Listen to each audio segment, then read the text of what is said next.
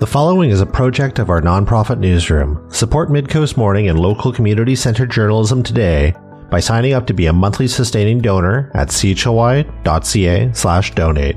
It doesn't take much money to support local news. Hello and welcome to Midcoast Morning. I'm Joe Pugh. Nanoose Bay resident Natasha Bob is working to keep a piece of local history alive. It all started 30 years ago with the discovery and partial excavation of a burial ground where a condominium development was planned. Throughout 1994, archeological work at Craig Bay, or Qilxemait, just south of Parksville, uncovered the skeletal remains of more than 300 people. Over that time period, the remains of more than 120 people were removed, placed in labeled boxes, and stored on site, according to a master's thesis on the subject by Tanja Hoffman. By the end of August that year, the Nanoose First Nation chief and elders demanded that development and archaeological work on the site cease.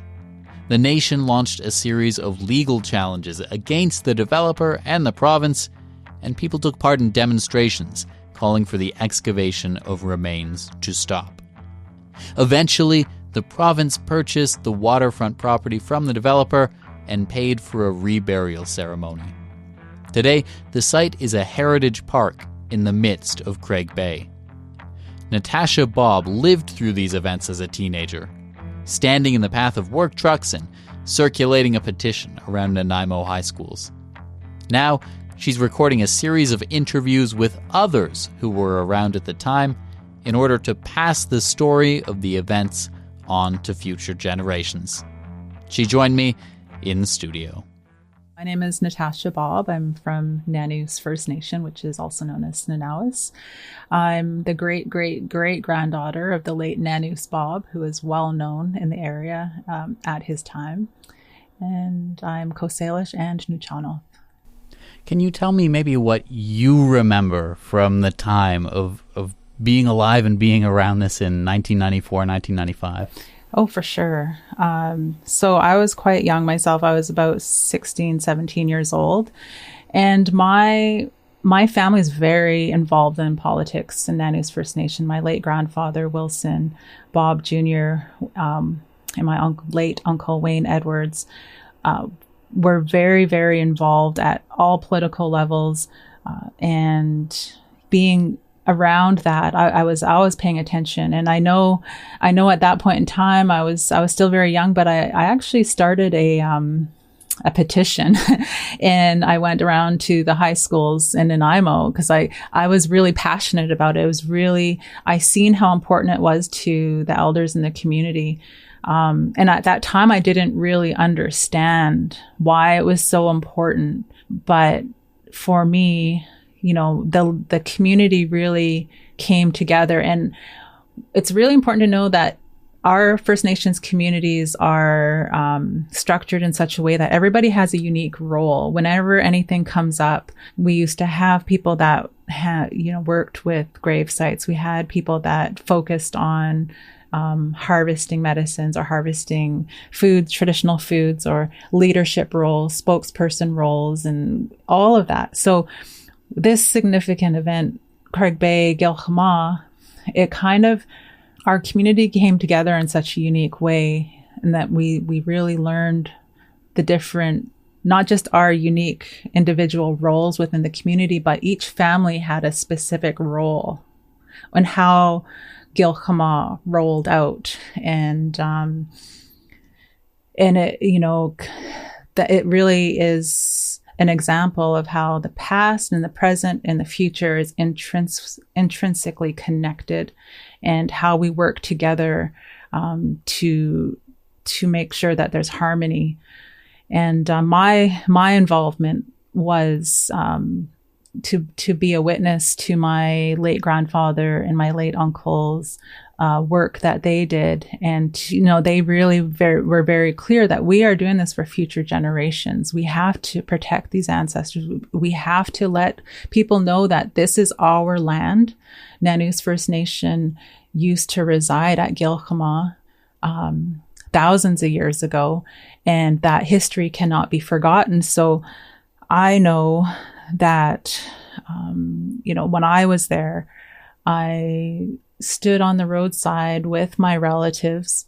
I stayed at the home that housed some of our ancestral artifacts to protect them. I also was involved in stopping some of the trucks that were coming in to work on the site. And we actually, literally, physically stood in front of those trucks as they were driving into Craig Bay. And to me, that was very significant. In fact, we all had nicknames when we were there, and mine was stands in front of dump trucks woman. And so they kind of teased me about that, because we really just wanted no more ancestral remains to be disinterred. And there's still, that was very, very powerful, because the people that were residing in the home close to the burial site, they were having really strong spiritual experiences. And it is in our Coast Salish teachings that we really literally have to leave our ancestral remains as they are, or they will be upset. And the media actually talked about, that a little bit. And I feel like the media really struggled to really understand our culture. But for me, when I was there at Craig Bay, as well as my cousins and my uncles, my aunties that were there, we had elders come and brush us off. We had elders come and tell us how we had to carry ourselves and how we had to protect ourselves spiritually, how we had to work together as a community. So for me, I learned a lot of our cultural ways at Craig Bay, as well as did some of my relatives.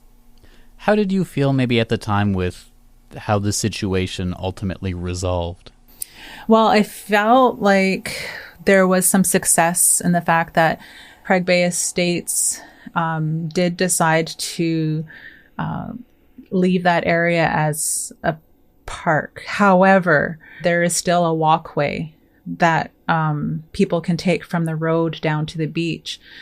That at the end of the day, we were able to meet some of our objectives and goals.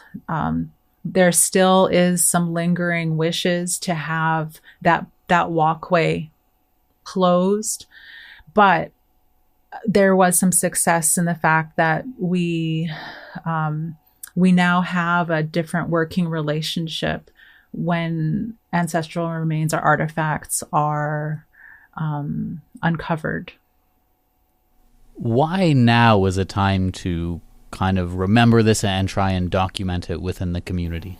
Well, in a world of massive information overload, a lot of this history is, I worry that it's actually going to be lost. And I say that because I have my own son who's 13. We drove by Craig Bay and I kind of shared a little bit of the history, but it was kind of surface level. This is an important thing that happened and I don't want you to forget. But the significance of it is as significant as the findings in Kamloops Residential School. It really, for our community and our people, solidified our place in history in that land, and really kind of took our oral history and brought it to life. And as one of my uncles said in the interview, when those ancestral remains were found, he said that, it's no different than Kamloops in the fact that the ancestors were happy to be found, because we could have lost that part of our history. The fact that Nanoose Bob is a descendant of that place. Nanoose Bob, I'm the great granddaughter to Nanoose Bob, and We have, he was recognized as a hereditary chief. A lot of people don't know that. And hereditary chief is a word that, of course, it's an English word. It's an anglicized word, but in our communities, in our history, he had a very significant role, but he was a sole survivor. He and his late mother survived a raid many, many, many years ago by fleeing and hiding in a cave. And that is significant in Nanoose First Nation history. And I want the children of today and future generations to know that we come from one of the largest nations on Vancouver Island, and that there will be people that will say that that they might contest that, but we know our history through our oral teachings and our elders, and that story just is so very important to me. So you've been working to document what happened 30 years ago, interviewing people who were there. What have you maybe learned about the situation from those interviews? Wow, it's been very powerful when I've spoken to community members about this event. Some of them are still very, very emotional when they talk about it. I have family that they've all had different experiences out at Craig Bay, Qilxemait. What I've learned is that Qilxemait is, it actually translates to steelhead in our language. And there is actually Qilxemait and Qilxemait, which describes the male and female steelhead. And this is a really important part of our worldview, in that, Craig Bay is situated close to Englishman River, where we would actually go and fish for steelhead. It was a big part of our sustenance. But big part of our worldview is that we have that balance, male and female. And a lot of our people, I fear, are forgetting those important teachings that came out to us when we were out at Qilxemait, Craig Bay.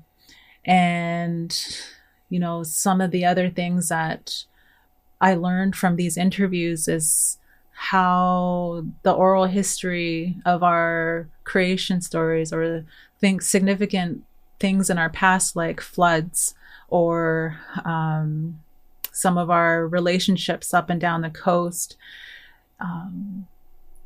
and just the spiritual connections, our connections to the land, and when First Nations people are working to protect their ancestral remains, that it's about it's so much more than that. Like what is coming out in the media or whatever has been shared about them, there's a lot of misconceptions, and it's those misconceptions that I really want people to be wary of. And what are some of those misconceptions you feel? Yeah, well, one of the headlines for Craig Bay Qilxemait was that the First Nations held a funeral pyre, which when I read that headline, I was very confused by what that meant. Now, in Coast Salish culture, we do what we call a food burning, and it's a custom.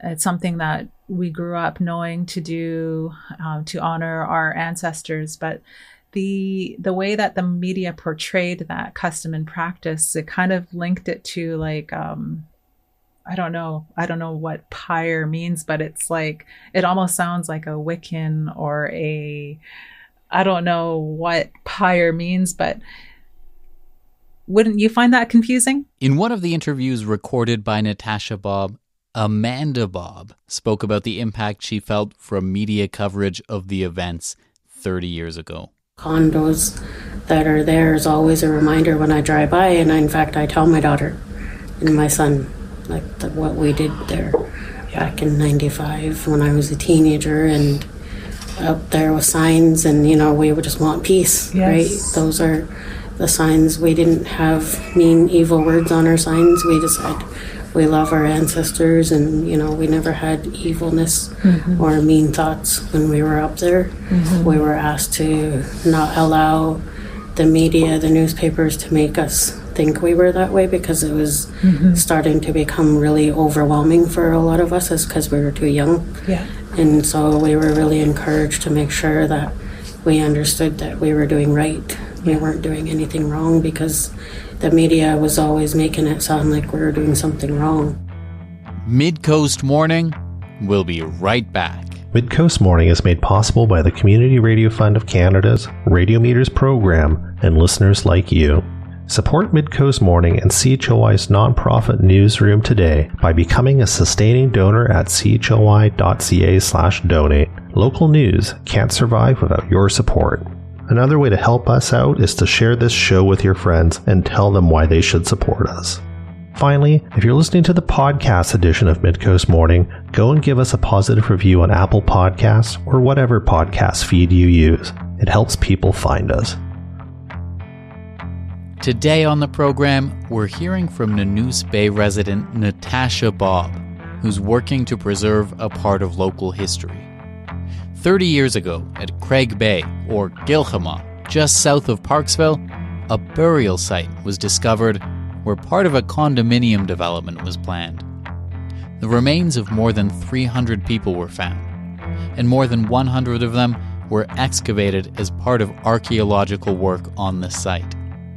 While Nanoose First Nation was initially cooperating with that work, as the scale of the burial ground became apparent, the nation launched court challenges in an effort to halt the development and the excavation of human remains. Eventually, the province would purchase the waterfront property, and all remains were reburied on the same site, which is a green space today. Natasha Bob experienced these events as a teenager. She's recording a series of interviews with others who were there at the time in order to pass the story on to future generations. What do you think are the big pieces that you've maybe learned or experienced that you'd want to share with other people about this 30 years later? Well, I think it's so, 30 years later, I look at for myself the way that our traditional ways, our traditional laws were reinforced and reinstated at Craig Bay. I think it's really important for people to know that when we look at Nanoose First Nation, Snanawas, and Nanaimo, Snanamo, that at one point in our history where our communities were actually really closely connected and we worked together, and that I really want people to know the historical context with a bit more depth. And we look at some of the most important story from back in that when I was doing the interviews. One of the elders really, really wanted to emphasize how Snanawas and Snanamo and the Cowichan tribes actually worked together. Stamanis as well as Penelakut.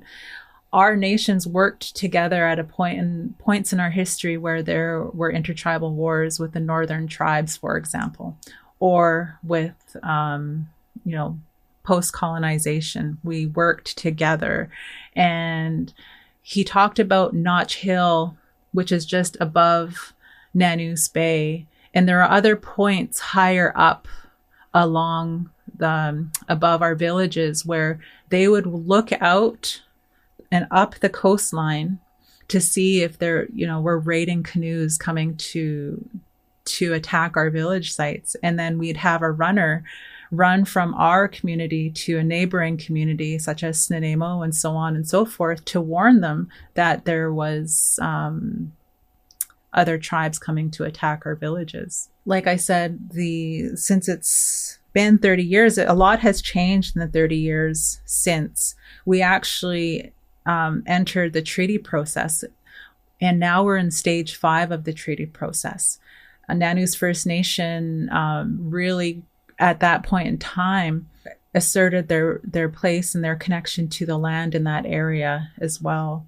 And knowing that the tribes around, which is referred to as shared territory, is kind of almost a misconception when you look at the Coast Salish nations. We're actually one nation, but we've all been separated into these tiny little tribes or these different tribes, whereas before we really worked together as one.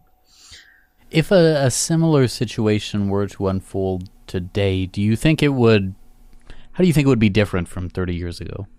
Well, today, fast forward 30 years past Craig Bay, we have a lands department. We have our administration gets referrals whenever there's a development that occurs in our traditional territory. There's quite a bit more collaboration. We actually monitor and are a little bit more involved.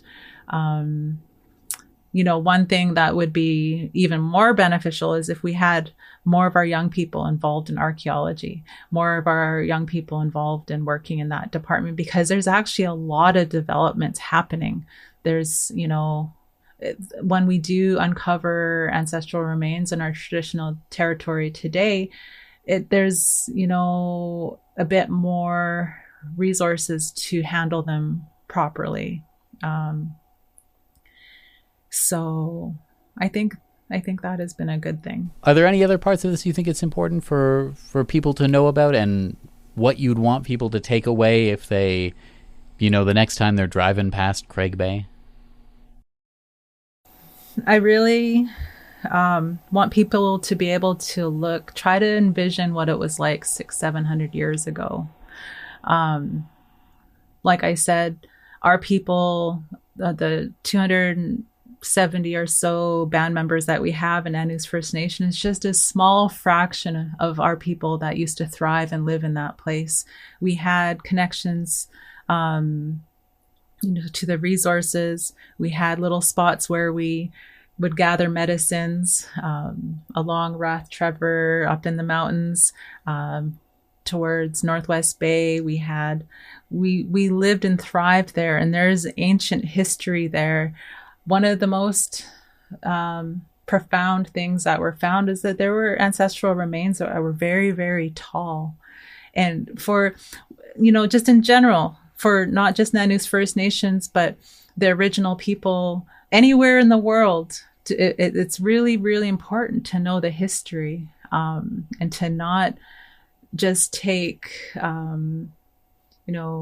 a quick Google search, to dig a little bit deeper, because I feel like our history is starting to become lost in this, quick information world that we live in online. There's so much more richer history in our territory. One of my elders was talking about how, we used to whale outside of, Craig Bay or Nanoose Bay. We were whalers. A lot of people don't know that our people were whalers.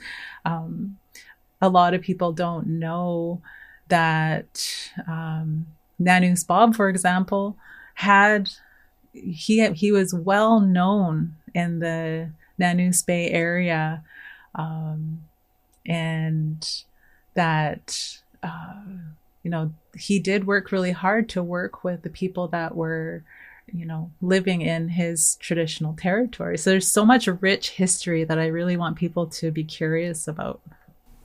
And when you're done capturing this piece of history and cataloging it, what's your plan? How are you hoping to make this available for people and share it with people? Oh, thank you for asking. My hope is to actually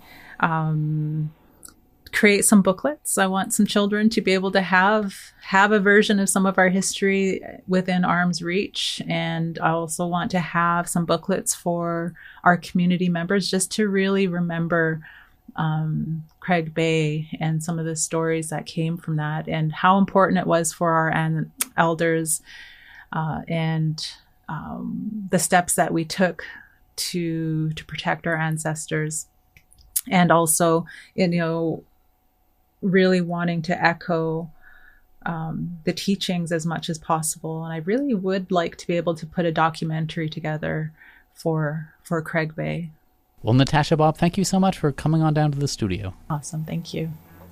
Natasha Bob speaking with me about her memories of the discovery of a burial site around Craig Bay, or Qilxemait, 30 years ago. That discovery led to further archaeological work, excavation of human remains, legal challenges, and demonstrations. The situation was eventually resolved when the provincial government purchased the land in question.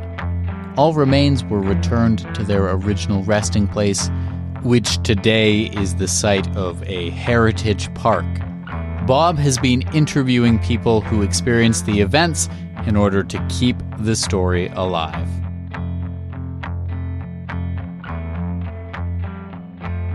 That's our show for the day. Thank you for joining me. I'm Joe Pugh, host and producer of Mid-Coast Morning. Jesse Woodward is our executive producer, and Arby Frew is our technical advisor. You can sign up for CHLY's newsletter at chly.ca/subscribe for updates from our nonprofit newsroom and more. Our theme song is First One by local Nanaimo band Waste Management. If you have a story you'd like us to cover, email us at news@chly.ca. That's all for now. I'll talk to you on another Mid-Coast Morning. Mid-Coast Morning would not be possible without the funding of the Community Radio Fund of Canada's Radio Meters program and listeners like you. Mid-Coast Morning is a project of CHLY's nonprofit newsroom. Support nonprofit journalism in Nanaimo and on the Salish Sea today by becoming a monthly sustaining donor at $5 or more per month. Support the program at chly.ca/donate. If you're already a supporter, record a voice memo telling others where you're listening from and why they too should support our work. After you're done, you can email it to us. Also, share the podcast with your friends. While Meta is blocking Canadian users from sharing news content on their Facebook feeds, you can still share our podcast directly with your friends via Facebook or Instagram Messenger. Finally, this program acknowledges and gives thanks to the Nanoose First Nation as we broadcast and podcast from their traditional territory. Thanks for listening.